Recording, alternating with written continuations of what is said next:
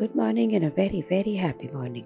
We are reading the fifth agreement and हम हैं page number 100 पर, जहाँ पे हम ये सीख रहे हैं कि पावर ऑफ डाउट, और डाउट यहाँ शक से नहीं है, डाउट यहाँ पर है कि किसी भी चीज़ पे बिल्कुल वैसे ही विश्वास ना कर लेना और उसे फिर से समझना। अगर आप ये चीज़ को समझ जाते हैं तो राइटर कहता है आपके चारों एग्रीमेंट बहुत आसान हो जाते हैं। अब जब लोग आपके पास आएंगे, अपनी स्टोरीज बताएंगे, पर्सनल लाइफ की, अपना दृष्टिकोण बताएंगे, पॉइंट ऑफ व्यू बताएंगे, वो बताएंगे जिसे वो सच समझते हैं। लेकिन क्योंकि आपको ये पता है कि ये अपनी ड्रीम यानी अपनी बिलीफ से प्रभावित होके ये सब बातें कर रहे हैं, और ये कोई ज़रूरी नहीं है कि सच्चाई ना हो, जैसा कि आपको लग रही है तो आप उसे ना जज करेंगे, क्योंकि आपके लिए तो ये सच है ही नहीं ना, और बल्कि आपके लिए, उनके लिए आपके मन में इज्जत होगी। और आप लोगों को कैसे सुनोगे? कि ऐसे सुनोगे कि ये इस भाषा के द्वारा अपने आप को एक्सप्रेस कर रहे हैं, और उनको ये भी आपको पता होगा कि ये जो भाषा बोल रहे हैं, जो एक्सप्रेस कर रहे हैं, ये उनकी धारणाओं पे बेस है। ज़रूरी नहीं है कि ये सच है।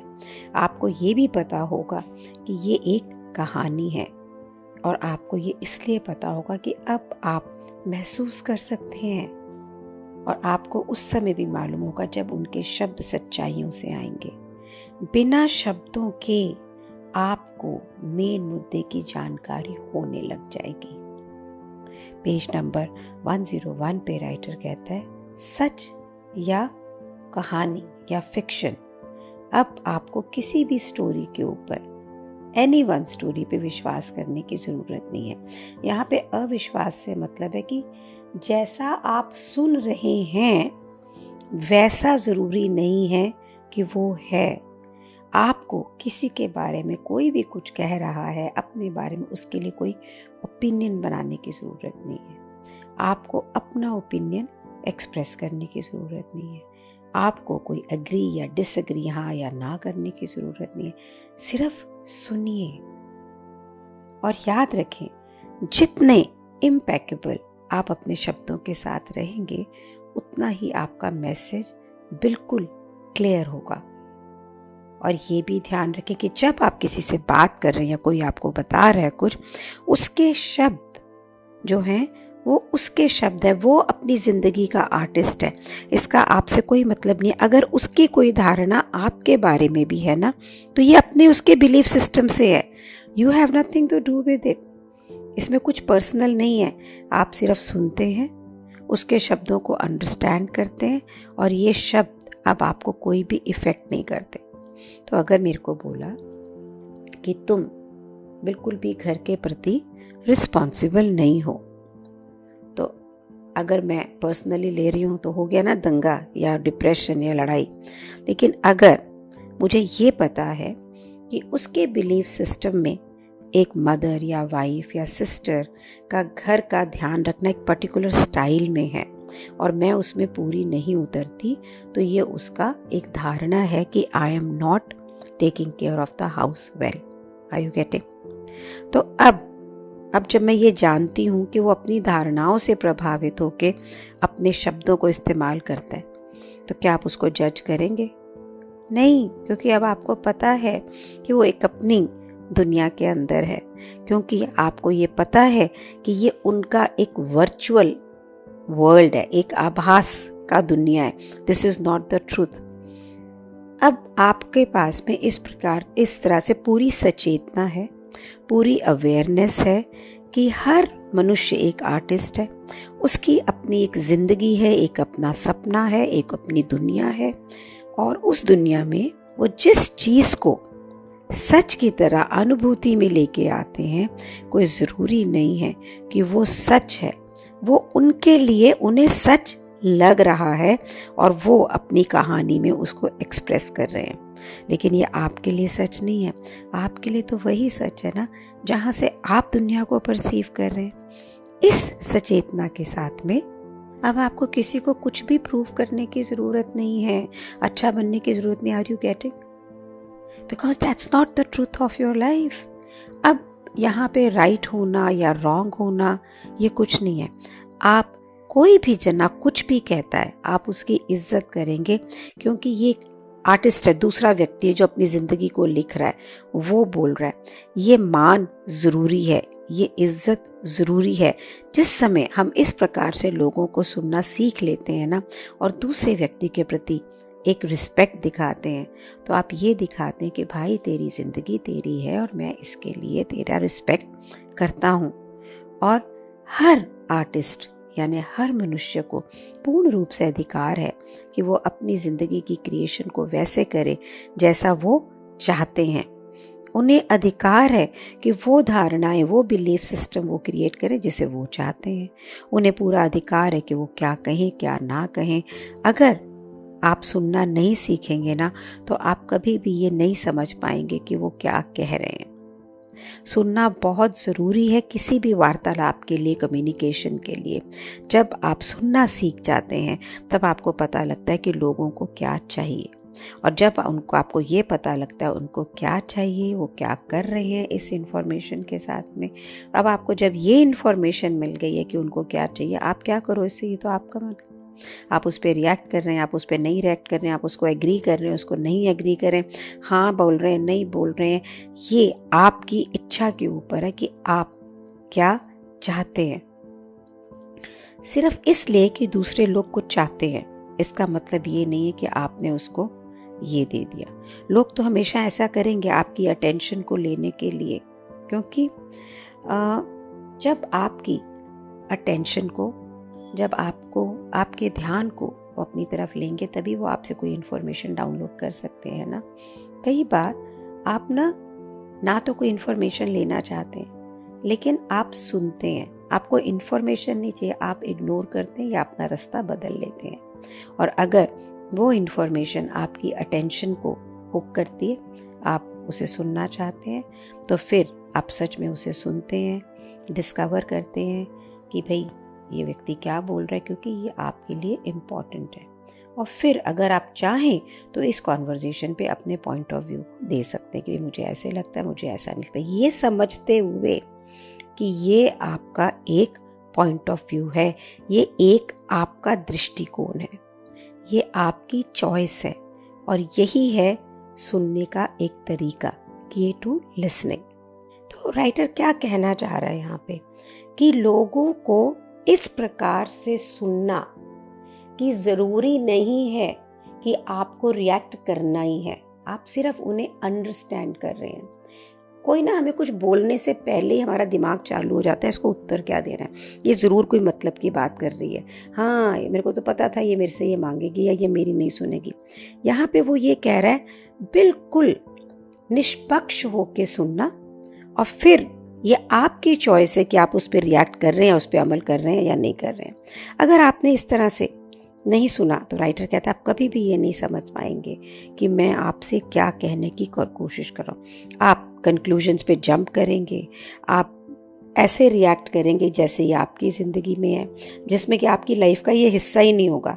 जिस समय कोई भी व्यक्ति अपनी ज़िंदगी के लिए, अपनी ज़िंदगी को कोई इन्फॉर्मेशन शेयर कर रहा है, तो जस्ट याद रखें कि ये उसका सपना है। आपको पता है कि आपका सपना क्या है, आपकी ज़िंदगी क्या है, आपकी ज़िंदगी क्या नहीं है। यहाँ पे राइटर कहता है मैं आपको ये बता रहा हूँ कि मैं जो ज़िंदगी को परसीव करता हूँ, जो दुनिया को परसीव करता हूँ, जिस ढंग से मैं अपनी ज़िंदगी को जीता हूँ, मेरी कहानियाँ मेरे लिए सच है। और मुझे भी ये पता नहीं है कि वो सच हैं सच में कि नहीं है, तो मुझ पे विश्वास मत करो। जो भी मैं आपको बता रहा हूँ वो एक पॉइंट ऑफ व्यू है, और ये पॉइंट ऑफ व्यू कहाँ से, जो मेरा सच है मैं आपको बताना चाह रहा हूँ, और मैं अपने बेस्ट शब्द यूज़ करूँगा, बेस्ट तरीका यूज़ करूँगा आपको समझाने के लिए कि मैं क्या कह रहा हूँ। और अगर मैं जो एक्सपीरियंस है उसकी बिल्कुल सच्ची कॉपी, ट्रुथ भी आपको बताऊं, तो भी आप ये समझ लीजिए कि आप मेरे मैसेज को अपने दिमाग में, जैसे ये शब्द आपके माइंड में जाएंगे, इसके तोड़ेंगे मोड़ेंगे, आप उस मैसेज को वैसे सुनेंगे जैसे आप सुनना चाहते हैं, जो मेरे पॉइंट ऑफ व्यू से बिल्कुल फर्क होगा। तो मैं सच बोल रहा हूँ कि झूठ बोल रहा हूँ? जो आप बिलीव करेंगे ना, वो सच नहीं हो सकता है जैसा मैं आपको बता रहा हूं। तो आप क्या सुन रहे हैं? मेरा आधा मैसेज। तो जो मैं बोल रहा हूं वो एक आधी सच्चाई है, और जो आप उसे समझ रहे हैं मेरे मैसेज की, वो एक आधी सच्चाई है। मैं जिम्मेदारी लेता हूँ, मेरी जिम्मेदारी कि मैं आपसे क्या कहता हूँ, लेकिन मेरी ये जिम्मेदारी तो नहीं है कि आप क्या समझते हैं। आपकी जिम्मेदारी है कि आप क्या समझते हैं, और ये आपकी जिम्मेदारी कि उसको समझ के, जैसे भी आप समझ रहे हैं, आप क्या करते हैं, आप अपने हेड में उससे क्या सोच रहे हैं, और आप उस मेरे बोले हुए एक शब्द का क्या क्या मीनिंग दे रहे हैं। तो क्या कहने की कोशिश कर रहा है राइटर? हम जब भी कुछ सुनते हैं ना, उसे अपने हिसाब से इंटरप्रेट करते हैं, अपनी खुद की व्यक्तिगत नॉलेज की तरह से।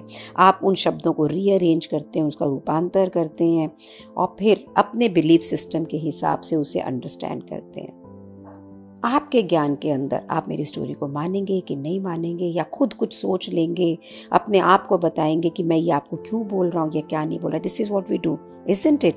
हर चीज जो आप सुनते हैं उसको आप मिस इंटरप्रेट करते हैं, उसका एक अलग ही मीनिंग निकाल लेते हैं, और फिर हो सकता है मुझे ब्लेम करें, या किसी और को ब्लेम करें, अपने आप को ब्लेम करें, धर्म को ब्लेम करें, फिजिकल को, किसी फिलॉसफी को ब्लेम करें, क्या गुस्सा हो जाएं, और या अपने आप से गुस्सा हो जाएं, या आप मेरे शब्दों को सुन के ये देखें, सिर्फ शब्दों की तरह सुने और कोई जजमेंट नहीं, और अपने आप से शांति रखें। आप कुछ भी करें मेरे शब्दों के साथ में, यह आपके ऊपर डिपेंड करता है। यह आपकी जिंदगी, आपका सपना है, और मैं आपके सपने को रिस्पेक्ट करता हूँ, इज्जत देता हूँ। आपको मेरे को विश्वास करने की ज़रूरत नहीं है, लेकिन अगर आप सिर्फ सुनना सीख लें तो आप ये ज़रूर समझ पाएंगे कि मैं कह क्या रहा हूँ। और अगर जो इन्फॉर्मेशन मैं आपसे शेयर कर रहा हूँ, अगर वो आपको सेंस देती है, then you can make it a part of your life, your dream, और आप उसमें से वो ले लें जो आपके लिए काम करता है। आप यूज़ करें अपनी ज़िंदगी को मॉडिफाई करने के लिए। अगर ये आपका नहीं काम करता है, आप इसे इग्नोर कर दें, बिल्कुल ऐसे मत देखें, अनदेखा कर दें। आपका समझना या ना समझना मेरे लिए कुछ भी अलग नहीं करेगा, लेकिन आपके लिए बहुत अलग कर सकता है कि आप अपनी ज़िंदगी के बेटर आर्टिस्ट बनना चाहते हैं। आप इसीलिए यहाँ पे ये बुक में है, और अपने बिलीफ सिस्टम को चैलेंज करना चाहते हैं। बहुत ही एक हिट करने वाले शब्द हैं पेज नंबर 106 पे। राइटर कहता है, बी स्केप्टिकल, किसी भी चीज को पूर्ण सत्य ना माने, मुझे भी विश्वास ना करें, किसी और को भी विश्वास ना करें, अपने आप भी विश्वास ना करें।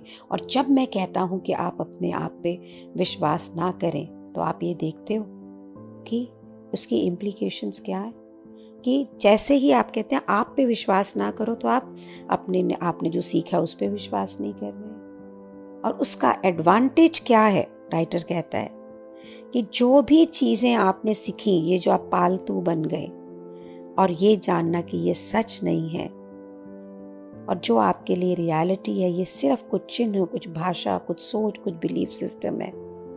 और आप व्यक्तिगत रूप में, ये भाषा नहीं है जो सारा दिन आपके दिमाग में बात करती रहती है। अब जब आपको ये मालूम है कि how important it is not to believe your thought process, your belief systems, anybody belief system, and listen to people as they say without judging, without assuming। ये सिर्फ तब होगा, आप assume कब नहीं करेंगे, जब आप अपनी सोच से बाहर आएंगे। जब भी ना मैं डिमांड करती हूँ मेरे जो लोग रिमोटली काम करते हैं घरों से, कि वो 24/7 अप्रोचेबल हों, तो माय सन ऑलवेज सेज, माँ आपके लिए 24/7 काम करने वाला व्यक्ति ही एक कर्मठ व्यक्ति होता है, लोगों के लिए ऐसा नहीं है। They have their own family time, food time, they don't want to. और मेरी लाइफ में क्या है कि अरे यार तुम्हें सक्सेस पाना है तो बस तुम्हें हमेशा तत्पर रहो, मैं तो रात को 3 बजे भी काम करती हूँ। तो क्या सच है? मेरा सच नहीं, वो मेरा बिलीफ सिस्टम है। उसका सच नहीं, वो उसका बिलीफ सिस्टम है। सोचिए यहाँ पर, इस चीज को समझिए, इट्स लवली। किस तरह से हम कितनी सारी कैद से फ्री हो जाएंगे। लोगों के बिलीफ सिस्टम भी जो हमें कैद करते हैं और हमारे बिलीफ सिस्टम भी जो हमें कैद करते हैं। क्या ओपिनियन है आपके इसके बारे में? घर पे इसे चर्चा का विषय बनाएं। इन ऑडियो वीडियोस को लाइक करें, शेयर करें, ताकि ये मैक्सिमम लोगों के पास पहुंचे। Thank you so much for being in my life. Thank you so much.